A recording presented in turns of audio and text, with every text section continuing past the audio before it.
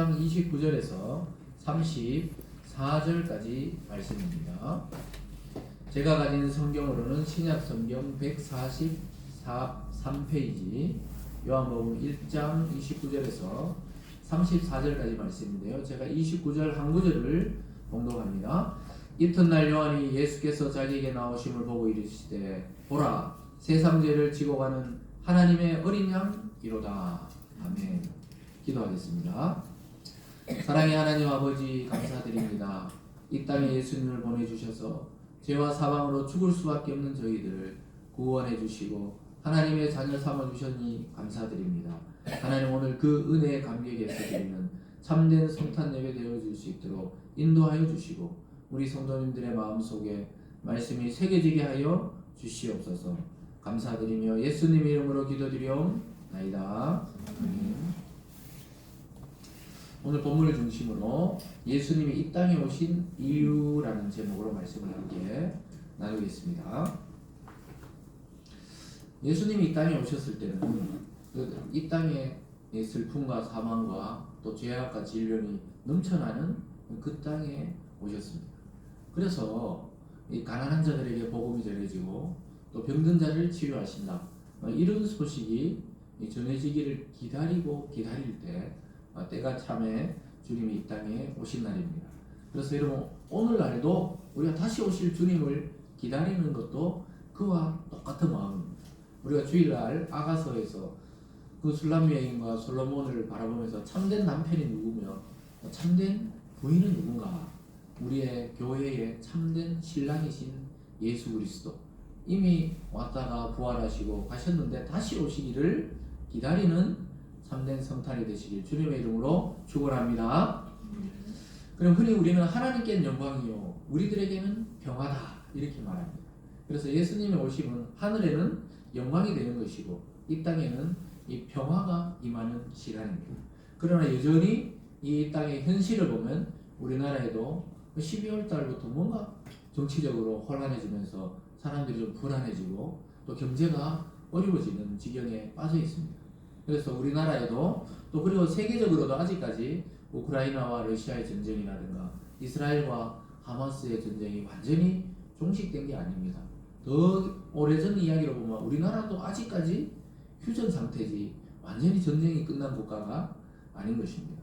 오늘 주님의 성탄을 맞이해서 이 땅과 또 온 세상에 평화가 임하기를 주님의 이름으로 축복합니다. 아멘. 저 개인적으로도 그렇고 여러분도 아마 이 개인적으로도 그렇고 국가적으로도 또 가정적으로도 참 올 한 해는 다사다난했다는 말이 정말 잘 어울리는 한 해였던 것 같습니다. 여러분도 아마 그렇게 모두 보내셨을 건데요. 그런데 오늘 성탄을 맞이해서 우리 주님이 주시는 기쁨과 소망이 충만하게 임하기를 바랍니다. 그래서 오늘 본문 말씀을 통해서 예수님이 이 땅에 오신 이유를 살펴보기를 원합니다. 어떤 사물이나 또 어떤 식물이나 사람은 말할 것도 없고 하나님이 창조하신 창조의 세계는 모두 고유한 이유와 목적이 있습니다. 그래서 우리가 짐승들도 보면 사자는 꼭 사자같이 생겼습니다. 사자를 보고 호랑이란 말을 하는 사람은 없어요. 호랑이는 누가 봐도 호랑이같이 생겼습니다. 사람은 또 사람같이 생겼습니다. 그게 바로 하나님이 부여한 그 고유한 이 사람들마다 또 짐승과 식물마다 목적과 사명이 있기 때문입니다. 그래서 그 일을 위해서 창조된 것입니다. 각자 하나님이 주신 그 일을 수행할 때 이 창조의 세계는 질서 있게 운행되도록 원래 처음 창조 때 하나님이 그렇게 만들어 놓으셨습니다.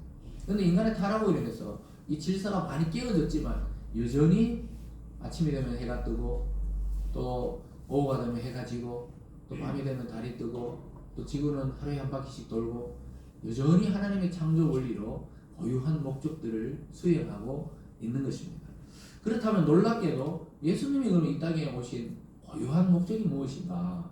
오늘 이 구절만큼 제가 방금 읽어드린 요한복음 1장 29절만큼 그 분명한 목적을 드러내는 구절도 잘 없죠. 아주 예수님이 이 땅에 오신 성탄의 목적을 아주 분명하게 가르쳐주는 구절이 오늘 제가 읽어드린 이 구절입니다.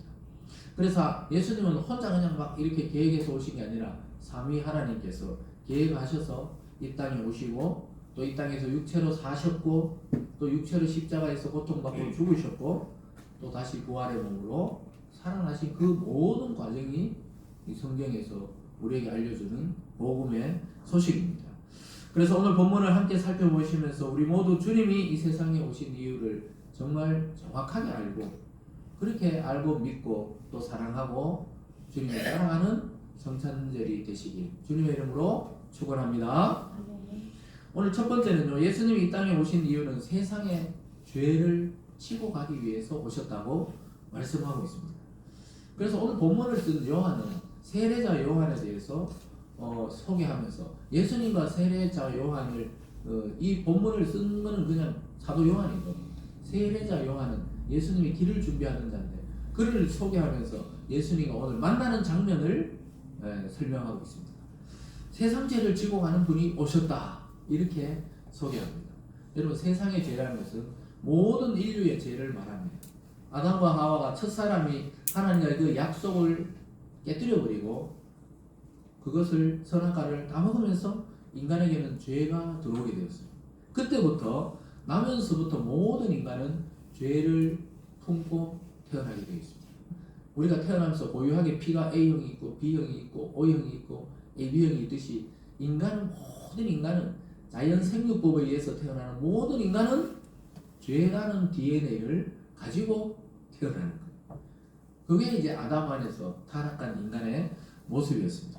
근데 하나님이 어느 날 자기 아들을 이 땅에 보내셔서 이 세상의 모든 죄를 지고 가는 어린 양이 되게 하겠다 이렇게 말씀하고 있습니다.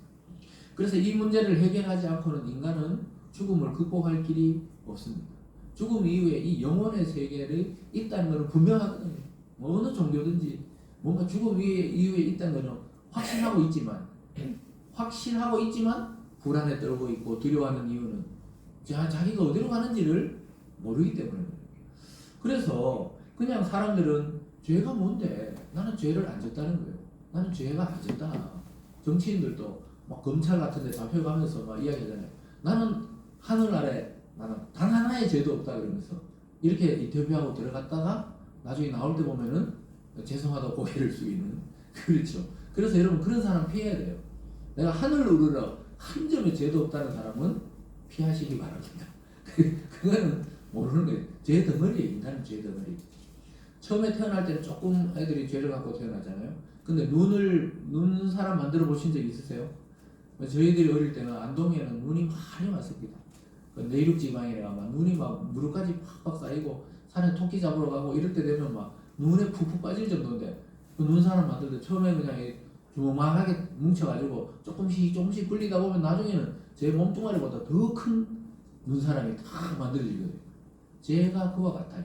죄는 살아가면 살아갈수록 나이가 들면 들수록 힘이 빠지는 게 아니고 나이가 들면 들수록 죄성은 더 강력해지고 죄의 본성은 더 강해지고 욕망은 더 강해지도록 인간은 그렇게 되어 있어요.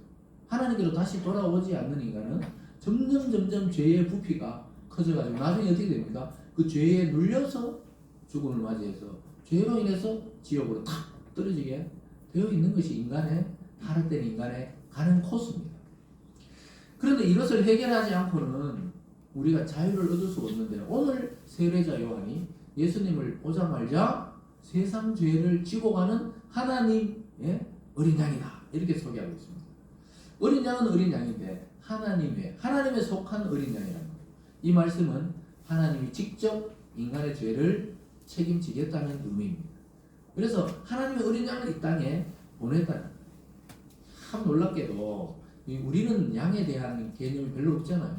한국 사람들은 우리 죄를 지고 갈 하나님의 어린 소 이거 하면 좀 알죠. 옛날 소로 농사를 지니까 하나님 요즘에 개를 막 키우니까 우리 죄를 지고 갈 하나님의 어린 개 강아지 이렇게 하면 요즘 막 올 거예요. 개를 거의 품고 살더라고. 그 유모차에 전부 나는 거의 유모차 처음에 막 끌고 다닐 때 누가 그것이 사람이 아니고 개인 줄 어떻게 알겠어요. 근데 쳐다보면 개. 그래서 저 봐라 세상 죄를 지고 하는 하나님의 어린 강아지다. 이런 우리 요즘 알아들을 건데 어린 양이라니까 우리 참 와닿지 않잖아요. 근데 그 당시 유대인의 문화적 배경에서는 하나님의 어린 양이는 대부분 알아듣는 거야. 왜 그러냐면 적어도 1년에 한 번은 유대인들은 구약의 율법에 의해서 어린 양을 하나님께 자기 죄를 대속해서 드려야 돼요. 그래서 불을 확 태워가 번제로 그냥 태워야 자기 죄가 1년에 한 번씩 다 없어진다고 여기면서 그 어린 양에게 자기 죄를 전가해서 1년치가 사라지는 거예요. 그런데 지금 예수님 보고 어린 양이라 하는 것은 뭐냐? 이 어린 양은 이 효력이 영원한 어린 양이 이 땅에 온 거예요. 그래서 예수님은 그 죄를 지고 나중에 십자가가 우리의 죄를 지는 그 번제단이랑 마찬가지죠. 거기에 맞춰져서 그냥 하나님께 부활해서 올라가 버리셨죠. 그러면서 우리의 죄를 영원히 씻는 효력을 가진 어린 양으로 이 땅에 오신 날이 바로 성탄인 줄 믿으시기 바랍니다. 그래서 이 어린 양을 대신해서 하는데 구약의 성경에 아브라함이 어느 날 하나님이 네 아들 이삭 100세에 낳은 아들 주지를 말지 100세에 낳은 아들 이삭을 하나님이 데려다가 모리아산에 가가지고 꽁꽁 묶어가 제단에 묶어가 하나님께 번제로 드리라 그러는 거예요. 그래서 아무 말 없이 걸어갑니다. 걸어가서 보니까 참 큰일이에요. 그래서 할 수 없이 묶어가지고 이제 칼을 들어서 찍으려고 하는데 어떻게 해요? 하나님이 됐다 하지 말라는 거예요. 그러고 보니까 옆에 수풀에 걸려있는 순양이가 한 마리 있는 거예요. 그래서 이삭 대신 그 양을 드리면서 이삭이 살아났잖아요. 우리 대신 어린 양이신 그리스도가 오셔서 십자가를 지심으로 우리가 살아난 줄 믿으시기 바랍니다. 그래서 우리에게는 기쁨의 날이지만 성탄이 하나님 아버지에게는 눈물의 날입니다. 자기 아들을 굳이 인간이 될 필요도 없는데 인간이 되셔서 이 땅에 태어나게 하셔서 결국은 죽음을 위해 태어나게 하셨거든요. 그래서 가슴 아픈 날인데 희생이 들어간 날이거든요. 우리는 기뻐하면서도 하나님의 그 희생에 그것을 감사할 줄을 알아야 됩니다. 예수님 안 믿는 사람들도 어젯밤에 막 성탄절 입으라고 아마 우리는 밖에 안 나갔지만 자기들도 뭔지 모르게 좋아하는 거예요. 그냥 성탄절 오면 그렇게 좋아하더라고요. 그 막 교회에서는 자그마하게 저렇게 추리를 하지만 막 아무 상관없는 백화점에서는 막 추리가 막 어마어마하더라고요. 이게 뭐 한 달 전부터 막 그러잖아요. 가만 생각하면 그들은 믿고 맞이하는 것이 아니고 모르고도 하나님의 은혜로 기쁨을 누리는 거예요. 성탄절에 전부. 그래서 예전에는 전쟁하다가도 성탄절에는 1, 2차 대전 때 성탄절에는 서로 공격 안 했다 그러더라고요. 그럴 정도로 이 주님의 오심은 예수님 믿든지 안 믿든지 강력한 힘을 지니고 있습니다. 그래서 예수님 탄생 이후로 지금이 2024년이잖아요. 우리는 2024년 몇 월 며칠 이렇게 쓰면서도 역사의 기준이 예수님이라는 사실을 모르고 일반인들은 그냥 2024년이고 내년이 2025년이구나. 우리는 알잖아요. 예수님 오시고 가신 지 또 2025년이 됐구나. 2000년 전에 베들레헴 땅에 오셨구나. 이걸 다 알잖아요. 그런데 여러분 예수님 믿기 전에는 달력을 보면서도 원래가 2024년이구나. 뭘 기준으로 2024년인지를 모른다니까요. 예수 탄생 기준으로 물론 정확한 날짜와 시간을 알 수는 없어요. 아주 오래된 일이에요. 그러나 그때쯤 됐을 것이다 해가지고 합의해서 한 게 바로 예수님. 그래서 그걸 AD 그래요. 우리 주님 이후로 여기까지 왔다는 겁니다. 무슨지 따라왔죠? 예수님이 오는 게 기준이에요. 앞으로 다시 오실 것도 예수님이 오는 게 이 세상의 심판의 기준이에요. 전쟁이 일어나고 기근이 일어나고 전염병이 일어난다고 지구가 멸망하는 게 아니고 주님이 다시 오셔서 심판의 때가 되어야 이렇게 심판을 양과 염소를 가르는 때가 오는 것입니다. 그래서 29절 한 구절에서 예수님 오신 이유를 정확하게 말하고 있습니다. 함께 읽어볼까요? 29절입니다. 시작.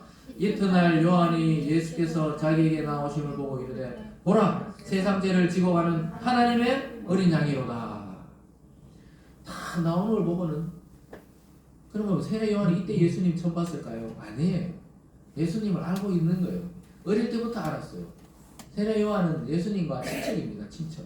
세례 요한이 예수님보다 6개월 일찍 태어난 친척 형이에요. 그런데 나중에 보니까 자기 그 이종 사촌이 예수가 메시아라는 사실을 깨달은 거예요. 그 어릴 때 그냥 몰랐지만 하나님 가르쳐줬죠. 너에게 와서 세례 받을 때 성령이 임하는 자가 메시아, 구세주이라. 이렇게 다 하나님이 알려주는 거예요. 가까이 있어도 모르는 거예요. 그래서 아무 저항도 하지 않고 우리 죄를 대신해 지고 고통과 죽음을 당하신 순한 양이신 예수님 때문에 저와 여러분이 다시 살게 되었습니다.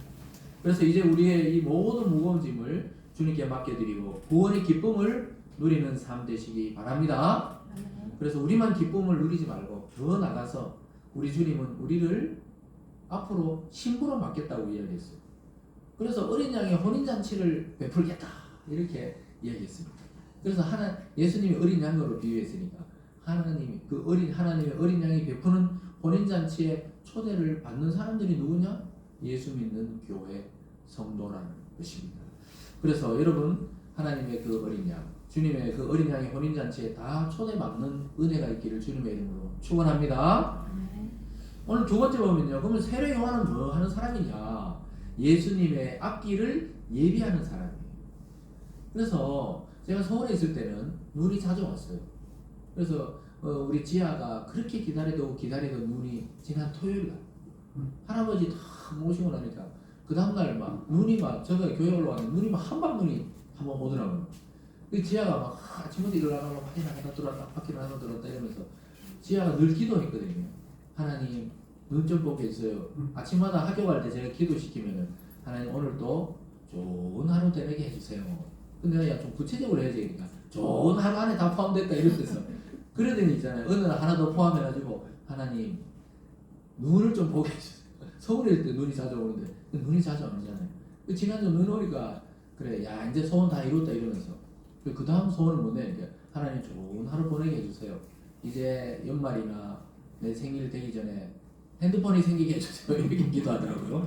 그래서 야 애가 참 순수하구나. 기도대로 응답될 줄 믿습니다. 핸드폰에 어느 날 생기지 싶어요. 그러니까 그래서 다 보면은 예수님의 이 길을 준비하듯이 마당을 왜 눈 오면은 제가 아까 교회 서울에 있을 때는 그 관리 집사님하고 새벽기도 오는 분들을 위해서 언덕이거든요. 약간 교회에 올라오는 게 그 서울에 있을 때는 그래서 그걸 같이 막 쓸어요. 왜냐하면 사람들 올라오다 미끄러지면 안 되니까 성도들의 길을 예비하는 게 쓸어요. 그래서 막 쓰고 나면 한겨울에는 땀이 막 엄청 나더라고요. 그래서 눈 자주 쓸었어요. 제가 군대에서도 눈을 안 쓸었는데 대구에서 왔다 갔다 했기 때문에 거기서 막 눈을 엄청나게 쓸은 기억이 납니다. 근데 예수님이 오시는 길을 쓸듯이 예비하는 자가 누구냐? 세례자 요한이라는 거예요. 거기 보세요. 30절에 세례 요한이 이렇게 말해요. 내가 전에 말하기를 내 뒤에 오는 사람이 있는데 나보다 앞선 것은 그가 나보다 먼저 계심이라 한 것이 이 사람을 가리킴이라. 이게 무슨 소리냐면요. 내 뒤에 분명히 자기보다 늦게 출생하는데 그 사람이 자기보다 앞서 존재하던 분이라는 거예요. 사람으로 육체로는 나기보다 늦게 오지만 메시아 구세주가 그러나 실제로 하나님이시니까 이미 영원전부터 존재하는 분이라는 것을 세례 요한이 알고 계시는 거예요. 그래서 하나님의 아들이 육신이 되어 이 땅에 오신 날이에요. 그래서 세례 요한이 정확하게 아는 거예요. 하나님의 영광에 의해서 내 뒤에 오는 분이지만 나보다 앞서 있었다. 무슨 말인지 따라왔죠? 예수님은 그런 존재예요. 우리랑 똑같은 육체로 오셔서 우리 죄를 대신 지기 위해서 똑같이 인간으로 왔지만 인간이 또 아니신 분이란 거예요. 좀 어렵죠? 그래서 출생은 자기보다 늦지만 존재는 이미 자기보다 훨씬 앞선 정도가 아니고 영원 전부터 계시던 분이다. 이렇게 말합니다. 그래서 누가 알려줬느냐? 31절에 보면 이렇게 말해요. 나도 그를 알지 못하였으나 내가 와서 물로 세례를 베푸는 것은 그를 이스라엘에 나타내려 함이라 하니라. 이렇게 말합니다. 나도 그를 알지 못했다는 거예요. 어릴 때부터 봤는 예수. 우리 그 사촌 동생 예수. 난 어릴 때부터 봤지만은 몰랐는데 내가 와서 물로 어느 날 세례 요한이 예수 하나님이 세례로 이제 사람들의 마음을 깨끗게 해라. 이걸 하나님이 이제 영감으로 또 말씀으로 가르쳐 준 거예요. 그렇게 가르쳐 줬던 사람이 이 사람이 누군지를 나에게 또 알려줬다. 그러니까 하나님이 예수님이 메시아라는 걸 알려줬다는 거예요. 어릴 때 뭐 자랐을 때는 몰랐다는 겁니다. 그러면서 그를 이스라엘에 나타내려 함이라. 이 말이 뭐냐? 내가 먼저 온 것은 알고 봤더니 이 사람을 소개하려고 내가 먼저 태어나가지고 또 먼저 광야에서 외치게 되고 또 요단강에서 세례를 먼저 베풀게 되는데 그래서 예수님도 거기 와서 세례를 받으면서 공생애가 시작되잖아요. 스타트 라인이 시작된 거예요. 태어난 것은 30년이지만 30년 동안 자기 그 부모를 모시면서 그 사생애라거든요. 그걸 한 다음에 공생애가 시작됩니다. 그리고 사실 유대인의 문화에서 30세 정도 돼야 진짜 관직에 나가서 일할 수 있는 나이가 그때거든요. 예수님도 그 문화를 그대로 밟아서 탄생하셔서 공생애를 시작하게 된 겁니다. 그래서 우리도 그러면 어떻게 되느냐? 우리들은 주님이 오셔서 베푸실 성령 세례를 기다리는 입장이었어요. 세례에 온다 그랬고, 우리도 예수님 만나기 전에는 물 세례는 이 성령 세례의 표시지만 성령으로 세례를 줄 자를 우리도 예수님 믿기 전에는 기다리는 입장에서 살아왔던 거예요. 세례 요한도 마찬가지였던 거예요. 그래서 준비된 신부처럼 단장하고 기다려야 합니다. 그리고 주님 또 다시 오신다 그랬잖아요. 그래서 우리는 이미 부활하시고 승천하신 예수를 기다리는 게 아니라 다시 오실 주님을 기다리는 신부의 입장으로 이제 우리가 이 땅의 모든 교회들은 신부된 교회로서 신랑이 오실 것을 기다려요. 신부는 어떻게 해야 됩니까? 단장을 해야 됩니다. 단장. 그래서 오늘 우리 성탄절에 항상 우리 빨간색 들어간 옷을 입고 오세요 이랬잖아요. 그냥 우리 교회만에 그냥 문화나 할까요? 이제 전통으로 자리 잡고 있는데, 그래서 이제 이 옷의 색깔들. 저도 뭐 평소에 일 안 입잖아요. 넥타이 메고 그냥 이렇게 입는데, 그런 색깔처럼 우리가 기다리는 것처럼 신랑은 또 신부는 화장을 하고 요즘에 뭐 드레스를 준비하고, 그래서 신부들은 엄청 오래 걸려요. 같이.